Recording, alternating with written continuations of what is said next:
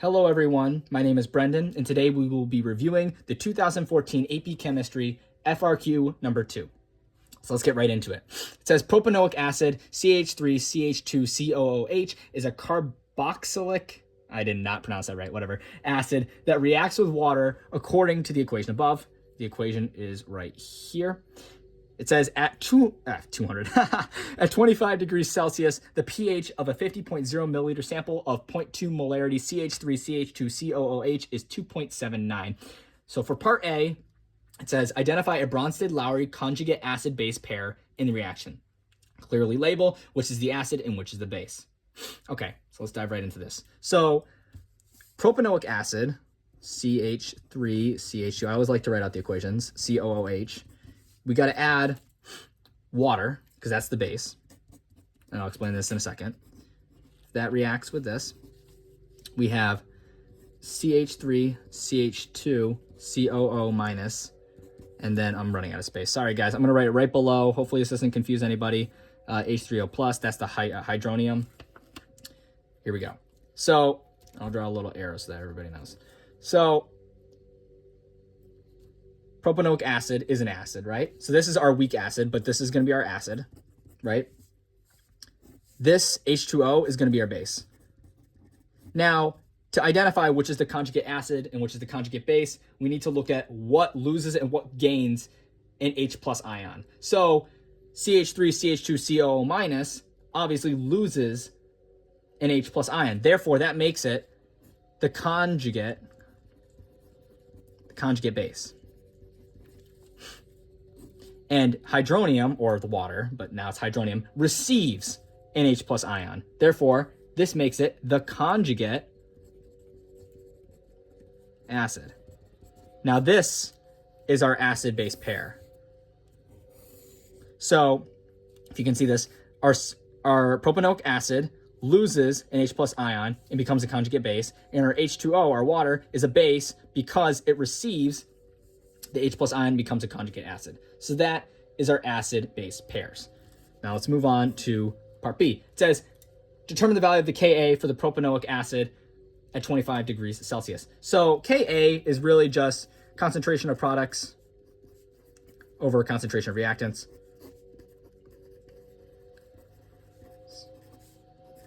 So what we need to do here is we need to figure out the concentration of these of what's in the equation here. Obviously, we're going to omit H2O because it's a liquid and you can't include liquids in a K equation. So really, Ka should be the concentration of CH3CH2COO minus times H3O plus over concentration of CH3CH2COOH. Now we got to find out what these things are. Luckily, they gave us the pH already in the equation. I'm pretty sure. Or did they not? Oh, no, they did. The pH. So let's just remind ourselves what this is. pH equals negative log concentration of H+. This is the first thing we want to use in our formula here. If they give us the pH, which is 2.79, we're going to equal that to negative log of H+. Now, how do we get H+ by itself? Well, it's really simple. H+, the concentration of H+, is going to equal 10, because that's the reverse of log, 10 to the negative 2.79. Now, if we plug that into our equation, or plug that into the plug that into your calculator, whether it's a graphing calculator or not, doesn't matter, just plug it into your calculator. And that should get you, the concentration of H+ should be 1.6 times 10, in scientific notation in sig figs, times 10 to the negative 3 molarity. And that will get you here. Now, what's interesting to note is that in the equation, these both are the same, like the same quantity. They're both worth, they have 1 mole, they're both worth X in a Ka equation. Therefore, the concentration of H3O plus is equal to that of the concentration of CH3CH2COO minus. And in the problem, they gave us the concentration of CH3CH2COOH. So now all we have to do is just plug that into the equation. So what we would do now is Ka is going to equal 1.6 times 10 to the negative 3 molarity, and we're going to square that because it's the same value. And now we're going to divide that by 0.20 molarity. Our Ka value, simplified sig figs and scientific notation, is 1.3 times 10 to the negative 5 if you completely solve it.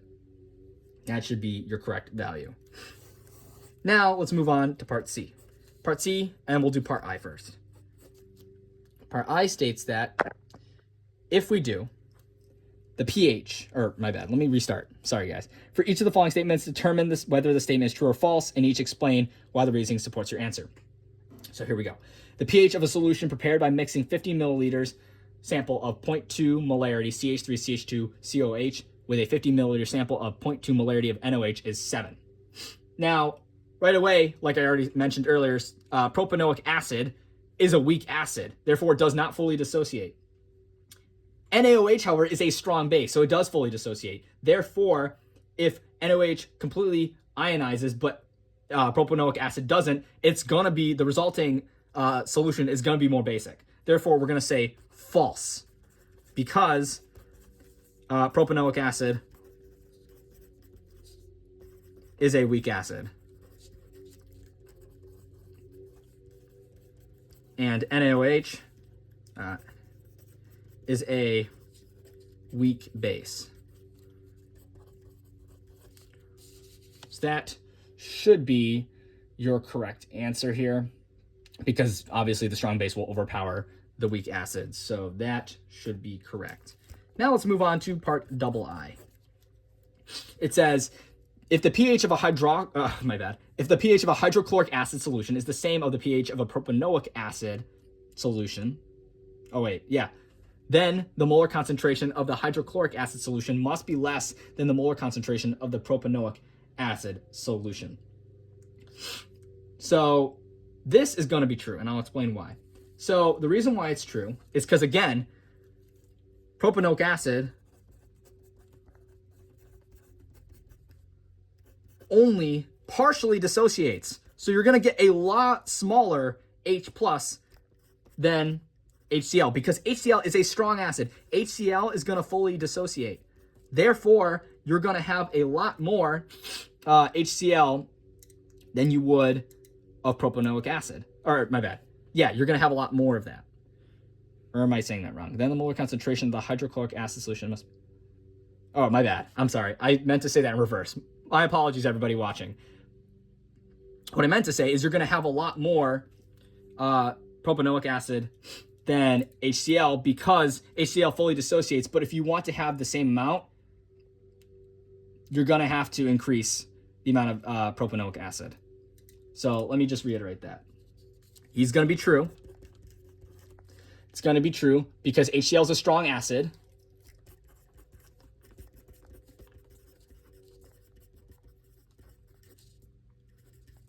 And therefore, fewer moles of HCl are needed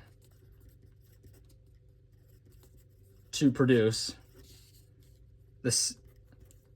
All right, I'm running out of space here. I'll just do it. To produce the same amount of, let's just say H3O plus as propanoic acid. Because again, propanoic acid only partially ionizes.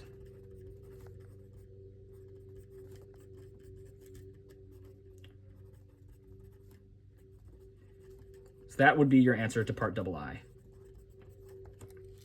Now let's move on to part D, which says, let's read the beginning. A student is given the task of determining the concentration of a propanoic acid solution of an unknown concentration. A 0.13 molar NaOH solution is available to use as a titrant. The student uses 25.00 milliliters volumetric pipette to deliver the propanoic solution to a clean dry flask. After adding an appropriate indicator to the flask, the student titrates the solution with a 0.73 milliliter NaOH, reaching the endpoint of 20.52 milliliters of the base solution being added. Part D is calculate the molarity of the propanoic acid solution. So this is pretty easy. You want to use MAVA equals MBVB here. Also remember to include the number of moles of OH minus in the equation, because you want to make sure the stoichiometry is correct, or not stoichiometry, the actual balanced equation is correct. So just include that in your equation. So let's plug in, because it provides everything to us in the equation. So we got 1 mole of H plus. We don't know the molarity of the acid. That's what we're trying to find. And we have 25.00 milliliters of propanoic acid. We have 1 mole of OH minus. We have 0.173 molarity of the base here.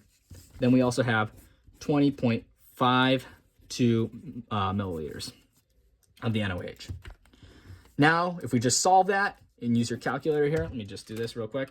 So this, we should have 0.173 times 20.5 and divide 5.2 and divide that by 25.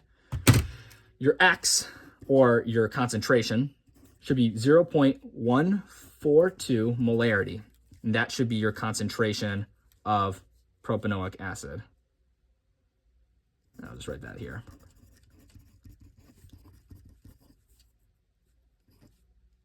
So that should be the molarity of your propanoic acid solution. Now let's do part E.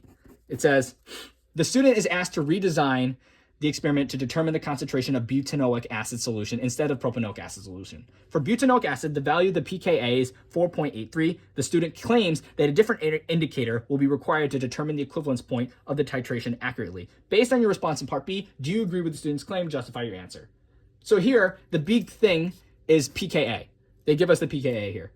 We already determined in part B that the Ka is 1.3 times 10 to the negative 5. So that should raise an alarm, or a light bulb or something, whatever you would think of, right? We want to calculate the pKa of the propanoic acid, so and compare it to the butanoic acid. So pKa is just negative log of the Ka. So what we're going to do here is negative log of 1.3 times 10 to the negative 5, right? And then the pKa, if we plug this in, right, that should be correct. The pKa is 4.89. Notice how, let's compare pKa to the butonic acid, or butanoic acid. The pKa of butanoic acid is 4.83. Guess what? These pKa's are super, super similar. Therefore, no new indicators, or no new indicator is needed, because the pKa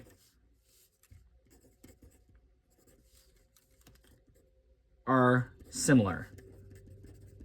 Therefore, the pH at the equivalence point is similar. I should say I disagree, because it's asking me to disagree. So I disagree, and you should disagree too, because the pKa, I should have written this better. I'm sorry. I was thinking of this on the fly here. I'm so sorry. But it really should be, I disagree because the pKa is similar between both butanoic acid and propanoic acid. Therefore, the pH for both acids are going to be equivalent at the pHs are going to both be the same at the equivalence point. Therefore, no new indicator is needed. So I'm going to write that out better. So I disagree because the pKa's for both acids are similar. Therefore, pHs will be the same at the equivalence point. Therefore, no new indicator is needed. And that, my friends, are all the answers and correct responses to the second FRQ of the 2014 AP Chemistry test. Thank you for watching.